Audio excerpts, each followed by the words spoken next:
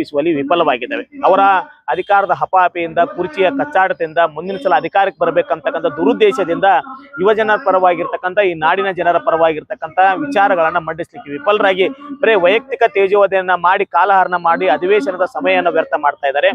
ಈ ವಿಚಾರಗಳನ್ನ ಖಂಡಿಸಿ ನಾವುಗಳು ರಾಜ್ಯದಲ್ಲಿ ಖಾಲಿ ಇರ್ತಕ್ಕಂಥ 2,84,000 ಹುದ್ದೆಗಳು, ಕೇಂದ್ರದಲ್ಲಿ ಖಾಲಿ ಇರ್ತಕ್ಕಂಥ 9,64,000 ಹುದ್ದೆಗಳನ್ನ ಶೀಘ್ರದಲ್ಲೇ ನೇಮಕಾತಿಯನ್ನ ಮಾಡ್ಕೋಬೇಕಂತ ಆಗ್ರಹಿಸಿ ಯುವ ಅಧಿವೇಶನವನ್ನು ಕರೆದಿದ್ವಿ. ಅದರ ಅಂಗವಾಗಿ ಯುವ ಪ್ರತಿನಿಧಿಗಳು ನಾವು ಯುವಕರನ್ನ ಪ್ರತಿನಿಧಿಸಿ ನಮ್ಮ ಸಮಸ್ಯೆಗಳನ್ನ ನಾವು ಯುವ ಅಧಿವೇಶನದ ಮೂಲಕ ಆಗ್ರಹಣ ವ್ಯಕ್ತಪಡಿಸ್ತಾ ಇದ್ದೀವಿ. ಕೇಂದ್ರ ಸರ್ಕಾರದಲ್ಲಿಯೂ ಸಹಿತ ಈ 2019ರಲ್ಲಿ ಕೊಟ್ಟಿರ್ತಕ್ಕಂಥ ಮಾಹಿತಿ ಪ್ರಕಾರ 9,64,000 ಹುದ್ದೆಗಳು ಖಾಲಿ ಇದ್ದಾವೆ.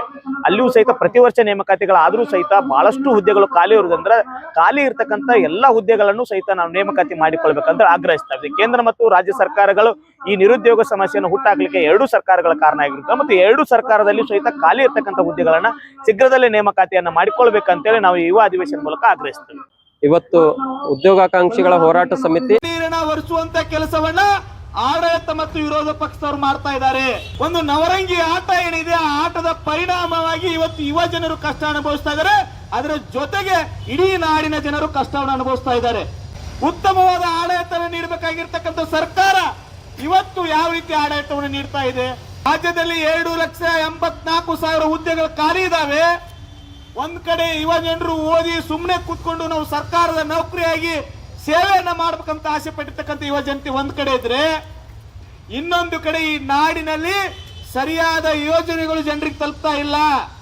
ಇವತ್ತು ನಾವು ಬಡವರು ಸರ್ಕಾರ ದವಾಖಾನೆಗೆ ಹೋದ್ರೆ ವೈದ್ಯರಿಲ್ಲ, ಬಡವರು ಮಕ್ಕಳು ಶಿಕ್ಷಣ ಕ್ಷೇತ್ರ ಶಾಲೆಗೆ ಹೋದ್ರೆ ಶಿಕ್ಷಕರಿಲ್ಲ, ಯಾವ್ದಾದ್ರು ಒಂದು ತಹಸೀಲ್ದಾರ್ ಆಫೀಸ್ಗೆ ಹೋದ್ರೆ ಅಲ್ಲಿರ್ತಕ್ಕಂಥ SDA FDA ಯಾವುದೇ ಇಲಾಖೆಗಳಿಲ್ಲ. ಹೀಗಾಗಿ ಎಲ್ಲ ಇಲಾಖೆಗಳಲ್ಲಿ ಏನಾಗಿದೆಪ್ಪ ಅಂತಂದ್ರೆ ಇವತ್ತು ಪ್ರಭಾರಿಗಳಿದ್ದಾರೆ, ಒಬ್ಬೊಬ್ಬರಿಗೆ 2-3 ಇಲಾಖೆಗಳನ್ನ ಚಾರ್ಜ್ ಕೊಟ್ಟಿದ್ರ ಪರಿಣಾಮವಾಗಿ ಇವತ್ತು ಸಾರ್ವಜನಿಕರ ಕೆಲಸಗಳು ಸರಿಯಾಗಿ ಆಗ್ತಾ ಇಲ್ಲ, ನಾಡಿನಲ್ಲಿ ಸರಿಯಾದ ಸೇವೆಯನ್ನು ಒದಗಿಸ್ಲಿಕ್ಕೆ ಆಗ್ತಾ ಇಲ್ಲ. ಹಾಗಾದ್ರೆ ಆಳುವ ಸರ್ಕಾರಕ್ಕೆ ಒಂದು ಸುಭದ್ರವಾದ ಆಡಳಿತವನ್ನು ನೀಡಲಿಕ್ಕೆ ವೈಫಲ್ಯ ಆಗಿರ್ತಕ್ಕಂಥ ಸರ್ಕಾರಗಳು ನಮ್ಗೆ ಯಾಕೆ ಬೇಕು ಅಂತಕ್ಕಂಥದ್ದನ್ನ ನಾವು ಚರ್ಚೆ ಮಾಡ್ತಾ ಇದೀವಿ.